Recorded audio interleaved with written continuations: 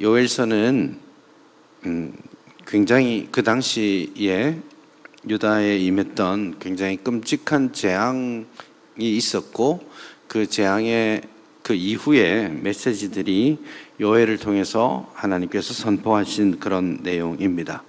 그 끔찍한 재앙이라는 것은 요엘서 1장을 보시면 메뚜기 재앙입니다. 메뚜기가 창궐하여서 아마도 요엘서의 서술을 따라서 보자면 메뚜기가 창궐하는 게 순차적으로 여러 번에 걸쳐서 닥쳐온 것 같습니다. 아마 한 4번 정도 메뚜기가 계속 몰려와서, 사실 메뚜기가 오면 닥치는 대로 보이는 것은 다 먹고 그냥 폐허를 만들어 버리는 그런 경향이 있죠. 그러니 그런 재앙이 4번에 걸쳐서 계속 밀려왔다라는 말은 아마 그 재앙으로 인해서 파도 치듯이 그냥 넘어지고 절망하는 가운데 있지 않았을까, 이렇게 생각해 볼 수 있습니다. 아무튼 요엘 선지자는 메뚜기 재앙이 있었을 때에 그 재앙이 단순한 자연 현상이 아니라 여호와께서 이스라엘에 행하신 하나님의 심판에 해당된다라는 그런 말들을 한 겁니다. 여러분, 이것은 일반적인 경우를 말하는 것이 아닙니다. 예를 들어서 우리 가운데 예를 들면 한 쓰나미처럼 몇 번에 걸쳐서 계속 왔던 재앙이 얼마 전에 있었잖아요. 코로나19가 왔었잖아요. 코로나 알파가 왔는데 좀 있다가 변종이 일어나서 베타가 오고 또 뭐였습니까? 오미크론도 오고 뮤도 오고 별의별, 그게 계속 끝나지 않고 지금도 계속되고 있는 것이죠. 근데 그런 재앙들이 왔을 때 요엘서를 보니까 그거 다 하나님이 심판으로 주시는 거야, 그렇게 단순하게 말을 할 수는 없습니다. 오늘 본문에서 요엘 시대에 하나님께서 메뚜기를 통해 이스라엘이 범한 죄악들에 대해서 심판의 메시지들을 주시기 위해서 심판을 내리신 것이다 라는 소위 자연현상에 대한 신학적 해석을 요엘이 하나님의 말씀을 받아서 한 겁니다. 그 하나님의 심판이 소위 말하는 이 소선지서에서 굉장히 중요한 하나의 주제라고 할 수 있는 여호와의 날, 이것은 심판의 날이기도 하고 구원의 날이기도 합니다. 여호와의 날, 심판으로서 하나님께 돌아오지 않는 이들에게 여호와의 날은 심판과 멸망의 날이 되겠죠. 그런 여호와의 날이 앞으로 닥쳐올 것인데, 하나님께서는 그 여호와의 날의 심판을 미리 맛보기로 먼저 재앙으로 보여주셨다라는 것이 요엘이 말하고 싶은 겁니다. 그러면 그게 끝이냐? 그렇지 않습니다. 선지서를 보시면 굉장히 패턴처럼 정해져 있는 메시지의 흐름이 있습니다. 이스라엘의 범죄가 있고 그 범죄에 대한 하나님의 심판이 있고요. 그러나 이 선지자가 이것이 하나님의 심판이다라고 외치는 것은 꽃이다, 잘됐다, 이렇게 말하는 것이 아니고 그 심판을 면할 길이 있기 때문에 선포하는 겁니다. 그래서 이스라엘의 불순종과 하나님의 심판과 회개의 요청이 반드시 나오게 되어 있습니다. 그럼 회개하고 돌이키면 어떻게 되는 거예요? 회복의 은혜를 주시겠다. 이게 전형적인 선지서의 메시지입니다. 요엘서도 마찬가지입니다. 메뚜기 재앙이 왔고요. 그 하나님의 심판이 있었을 때에 이제 절망 가운데 끝나지 말고 하나님께 돌아와라 라는 말을 요엘서가 2장에서 합니다. 2장 12절 이하에 보면 굉장히 요엘이 감정을 다해서 이렇게 말하죠. 여호와의 말씀에 너희는 이제라도 금식하고 울며 애통하고 마음을 다하여 내게로 돌아오라. 너희는 옷을 찢지 말고 마음을 찢고 너희 하나님 여호와께로 돌아와라. 이렇게 메시지를 주시죠. 그러니까 1장에 나와 있는 심판이 단순한 심판으로 끝나는 것이 아니라 하나님께로 돌아오게 하는 또 다른 어떤 축복의 도구로서 심판이 작동하도록 하는 겁니다. 12절서부터 2장 12절서부터 여호와께로 돌아와라, 마음을 찢고 진정한 회개로 하나님 앞에 돌아와야 한다. 그렇게 외치고 있고요. 그런 외침이 끝났을 때 18절에 가서 보시면 하나님께서 자기의 땅을 극진히 사랑하시어, 진짜 특별한 표현입니다. 하나님이 온 마음 다해 당신의 백성들을 사랑하고 불쌍히 여기신다고 해요. 회개하고 눈물 흘리며 돌아오는 그 백성들에게 하나님 역시 마음을 활짝 열고 그들을 반겨주시고 그들을 회복시켜 주실 것이다 라고 27절까지 말하고 있는 겁니다. 이게 요엘서도 마찬가지고 선지서도 마찬가지고 심판서는 회개 요청, 회복의 약속, 이 패턴이 딱 정해져 있는 대로 간 거예요. 그런데 요엘서는 거기에서 그치지 않고 오늘 읽은 이 본문 28절부터 32절의 말씀을 한 번 더 주시는 거죠. 그런 의미에서 요엘서 2장 28절부터 32절은 요엘서에서도 굉장히 중요하고 전체 구약과 신약 성경의 구속사적인 역사에 있어서도 대단히 중요한 부분입니다. 우리 한글 성경은 2장 28절부터 32절이지만 요엘서는 아마도 이걸 구별하기 위해서 그 앞에 나왔던 심판선언과 회복의 약속까지의 흐름과 약간 구별된 것을 나타내기 위해서 실제로 히브리어 그 성경을 보시면 2장 28절부터 32절이 3장 1절부터 5절까지로 구별되어 있습니다. 그리고 우리가 알고 있는 요엘서 3장은 요엘서 4장이거든요.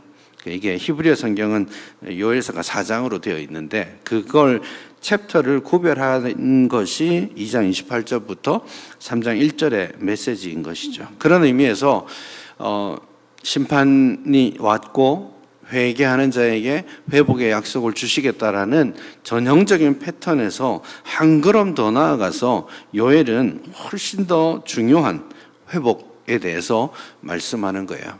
이게 심판서는 그리고 회개하고 하나님이 회복시켜 주시고 요거는요 역사적으로 계속 반복되는 일들입니다. 그런데 그거를 떠나서 28절에 와서 하나님께서는 영원하고도 완전한 회복에 대한 이상을 우리에게 말씀해 주시는 거예요. 그래서 27절까지는 요엘 시대의 선지자에게 약속한 그리고 그 시대의 백성들에게 약속한 회복의 내용이고 28절은 이 범위가 확 뛰어갑니다. 28절 시작할 때에 그 후에 이렇게 표현이 되어 있죠. 요거는 구별하고자 하는 그런 뜻이기도 하고 그리고 28절을 그 후에 이 말을 어디에서 인용하고 있느냐면 사도행전 2장 17절에서 인용합니다. 사도행전 2장에서 사도 베드로가 성령에 충만한 오순절에 성령이 충만하게 되어서 뛰쳐나가서 설교를 하잖아요.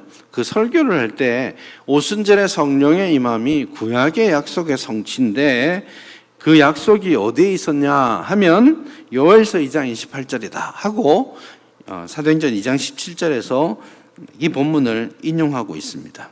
그런데 여기서 그 후에 내가 내 영을 만민에게 부어줄 것이다 라는 말씀을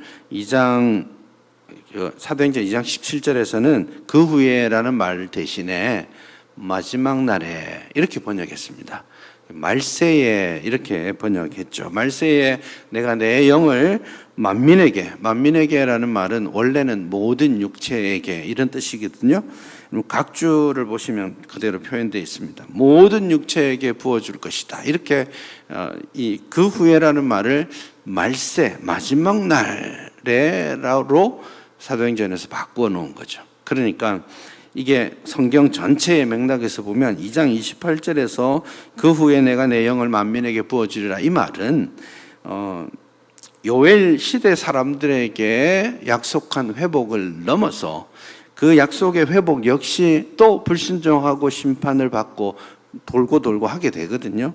그거 말고 하나님이 실패하지 않는 완전한 회복과 완전한 구원을 온전히 성취하는 날이 올 것인데 그것을 요엘서가 오늘 본문에서 우리에게 말씀하고 있는 겁니다. 그러니 사실 2장 28절 이 한 절이 굉장히 중요한 겁니다. 우선은 그 후에라는 것이 말세, 종말을 뜻한다라는 것을 말씀하면 좋겠고요. 그러니까 지금 우리는 어떤 시대를 살아가고 있느냐? 이렇게 질문했을 때 우리는 요엘서 2장 28절이 성취된 세상을 살고 있습니다. 요엘 2장 28절이 예언했고 오순절에 성령께서 임하심으로 완성된 종말 시대를 우리는 지금 살아가고 있다. 그렇게 말씀드릴 수 있겠습니다. 두 번째는 그 후에 내가 내 영을 만민에게 부어주겠다라고 했는데 요거 굉장히 특별한 말씀입니다. 만민에게 부어줄 것이다 라고 하면서 28장 28절과 29절에서 이 특이하게 내 영을 쏟아 부어주겠다라는 표현을 두 번 반복하죠. 내가 내 영을 만민에게 쏟아 부어주겠다라고 했고 29절에 보면 또 그때에 이것도 그날에 그 후에랑 같은 겁니다. 내가 또 내 영을 남종과 여종에게 쏟아 부어주겠다 그렇게 말씀하죠. 그리고 같은 메시지를 지금 28절과 29절에서 마지막 날에 나의 영을 모든 육체에게 부어주겠다. 만민에게 부어주겠다. 그렇게 말씀하고 그 만민을 설명하기 위해서 자녀들, 젊은이들, 노인들 이렇게 카테고리를 만들었잖아요. 그러니까 여기에 다 해당되는 겁니다. 모든 사람에게 나의 영을 부어주겠다 하고 29절에서는 그것을 조금 바꾸어서 남종과 여종에게도 부어주겠다 그렇게 말합니다. 그러니 일반적 의미에서 하나님의 백성으로 28절이 말했다면 29절은 심지어 남종, 여자종, 천하고 천한 종들이라 할지라도 그날에는 주의 성령을 받게 된다라고 말씀하는 겁니다. 이게 왜 특별하냐면 우리는 사실은 이게 문제가 되지 않을 수 있지만 구약시대는 하나님의 영이 아무나에게 임하지 않았습니다. 물론 흔적은 있습니다. 예를 들면 민수기에서 이제 모세와 함께 70 장로들이 성령을 받고 예언을 하는 장면이 나옵니다. 그랬는데 70명만 한 게 아니고 70명 맞추고 2명이 인원이 초과돼서 어디입니까? 사람들 사는 그 진영에 머무르고 있었는데 그 두 사람도 성령으로 예언하기 시작합니다. 그러니까 여호수아랑 사람들이 깜짝 놀라서 이 사람들이 지금 예언하고 있습니다. 이렇게 이 특별한 예언이 이 사람에게 임하는 것이 맞습니까?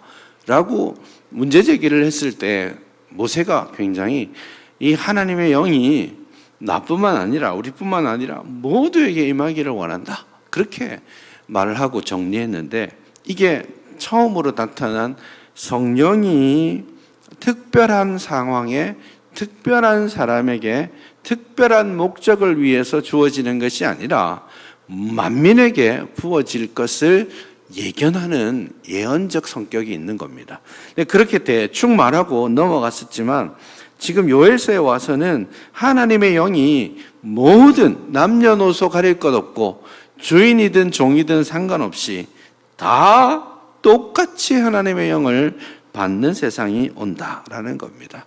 그러니 구약에서 성령께서 제한적으로 특별한 사람에게 왕이나 선지자나 제사장이나 이런 소위 말해서 기름 부음 받은 사람들에게만 임했던 그 성령이 또 특별한 기능을 위해서 또 일시적으로 임하잖아요. 하나님의 영이 임해서 어떤 능력을 발휘하고 나면 그 하나님의 영이 떠나가시거든요. 그러면 또 그 힘을 발휘하지. 삼손 같은 경우가 그렇습니다.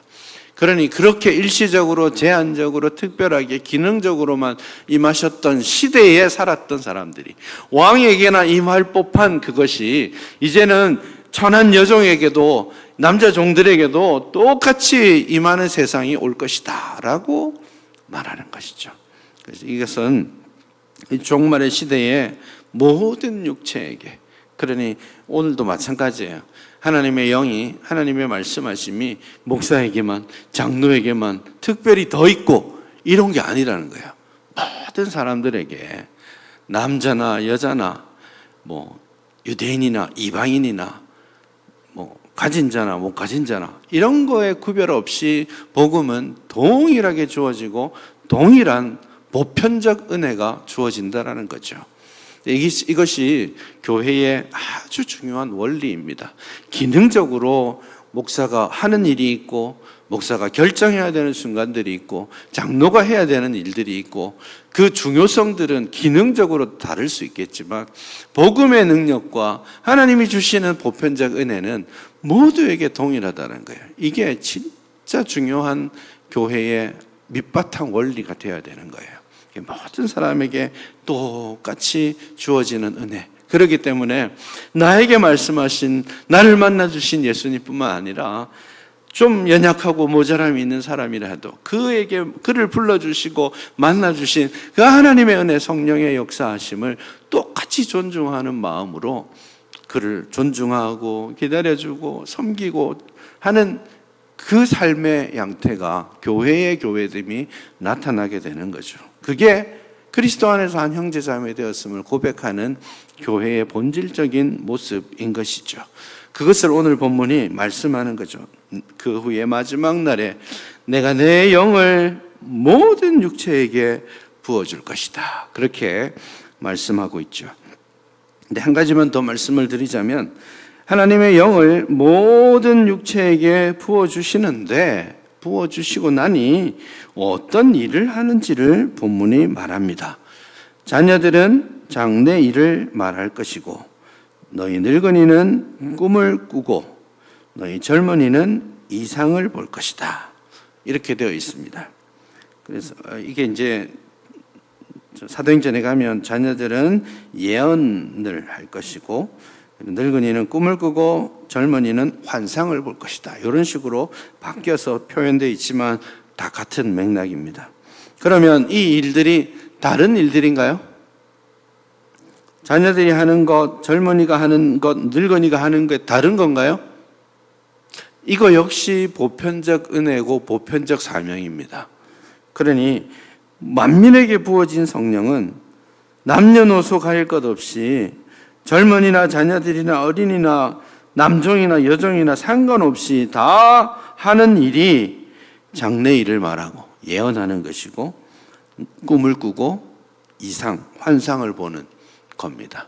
그럼 이거는 누가 하는 일들이었을까요? 구약시대에 선지자가 하는 일입니다. 그러니 사실은 성령께서 임하셨을 때에 미래를 말하고 꿈을 꾸고 환상을 보는 그 선지자적 사명이 우리 모두에게 주어진다는 거예요. 여러분 오해하시면 안 돼요. 예를 들어서 구약에 직분들이 있었는데 그 직분들이 신약 시대에는 무엇인가요? 누구에게 적용되나요? 이러면 제사장은 누구, 선지자는 누구, 이렇게 생각하시면 안 됩니다. 그 모든 직분이 기름 부음 받은 자로서 그리스도께서 다 수렴하셨고, 그리스도를 닮아가는 모든 하나님의 자녀들에게 똑같이 주어진 일입니다. 그러니 선지자는 말씀을 선포하고 외치는 사람이니까 목사여야 하고, 왕은 치리하고 다스리니까 장로이고, 이런 거 아니라고요. 모든 신자는 다 하나님의 왕 같은 제사장입니다. 맞죠? 모든 신자는 그날이 오면 그리스도와 함께 왕노릇할 왕들입니다. 맞죠? 그러면 모든 신자는 하나님의 말씀에 책임을 맡은 선지자입니다. 그래서 여기서도 그 말씀을 하는 겁니다. 성령께서 임하시면 만민에게 보편적 은혜로 임하시고, 그 보편적 은혜가 보편적으로 나타나는 현상은 하나님의 말씀을 가지고 그 말씀으로 미래를 논한다라는 겁니다. 요게요, 여러분, 은혜 받고 아주 신령하게 되면 미래를 알려줄 수 있다, 이런 말 아닙니다. 신약 성경에서 말하는 예언은 하나님의 말씀을 말하는 겁니다. 구약 성경에서도 한 90% 정도는 예언한다라는 말이 과거적 하나님의 말씀을 선포하는 거예요. 예언할 수 있습니다. 예를 들어서 신명기에 이거 이러하면 안 돼. 이러면 이런 죄를 벌을 받을 거야. 이렇게 나와 있잖아요. 그러면 강화구가 이러이러한 죄의 가운데 있으면 와서 너 이런 벌 받을 거야 라고 말하는 게 미래적인 심판의 이야기지만 이거 예언이에요? 사실은 말씀의 선포죠. 그런 의미에서 예언을 멸시치 말라는 데살로니가전서 5장의 말씀은 미래를 말할 수 있는 사람을 말하는 게 아니고 교회라는 공동체 안에서 선포되는 하나님의 말씀에 대한 존중을 말하는 겁니다.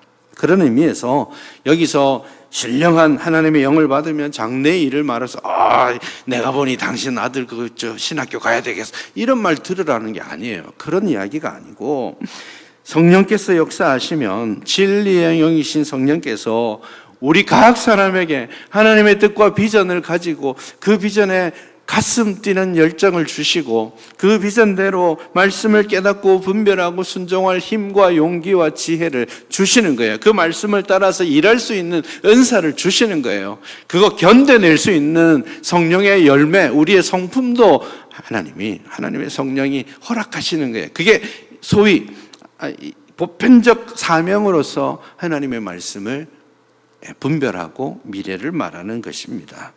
그런 의미에서 성령께서 임하시는 사람, 성령이 역사하시는 사람의 가장 완벽하고 뚜렷한 변화는 말씀입니다. 하나님의 말씀을 즐거워하기 시작해야 돼요. 거기서부터 말씀이 역사하지 않는 곳에 성령이 역사하시지 않습니다. 그래, 하나님 말씀에 대한 진지한 열망과 그 말씀을 분별하고자 하는 소망, 주어진 말씀이 깨달아질 때 그 말씀으로 순종하고자 하는 열망, 그리고 그 말씀을 순종하기 위해서 견디고 또 인내하면서 감당해내는 그 모든 과정, 이것이 성령께서 우리에게 보편적으로 임하셔서 보편적으로 베푸시는 하나님의 은혜인 것입니다. 비록 우리는 이 완전한 성취를 이미 맛보았지만 아직 최종적 종말에 이르지는 않았습니다. 그렇기 때문에 이미 얻었지만 아직 여전히 죄악된 성정과 타락한 세상 가운데 살아가기 때문에 여전히 심판과 돌이킴, 회개와 회복이라는 이 과정들을 반복할 겁니다. 그래서 여호와의 날이 두 가지 측면에서 나온다고 했던 거 아니에요? 앞에는 성령의 임하심으로 완전한 구원을 말하는 여호와의 날이지만 30절 이하에 보시면 하늘과 땅에 하나님의 이적이 임하고 피와 불과 연기 기둥과 크고 두려운 날, 여호와의 날을 심판으로서 오는 것이죠. 이 둘이 왔다 갔다 하게 될 겁니다. 그래서 우리는 이 땅에서 때로는 재난도 경험하게 되고 실패와 좌절도 질병도 경험하게 될 거예요. 그럼에도 불구하고 주의 이름을 부르는, 누구든지 주의 이름을, 여호와의 이름을 부르는 자에게 구원이 확정적으로 주어져 있다는 것을 오늘 본문이 우리에게 말씀하고 있는 겁니다. 우리 마지막 시대, 종말의 시대를 살아가고 있습니다. 아까 말씀드렸듯이 요엘이 예언했고, 그리고 베드로가 선포했던 그 종말의 시대입니다.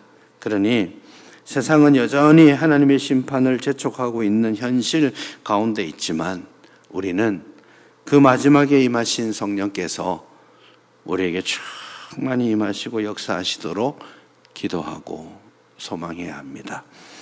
여기 그 후에 20절, 29절에 그때에, 그리고 그 사도행전 2장에서도 마지막 날에 말세에 이렇게 번역해 놨는데 전부 한글 성경은 단수처럼 쓰죠. 한글이 원래 복수와 단수가 잘 구별되지 않는 경향이 있거든요.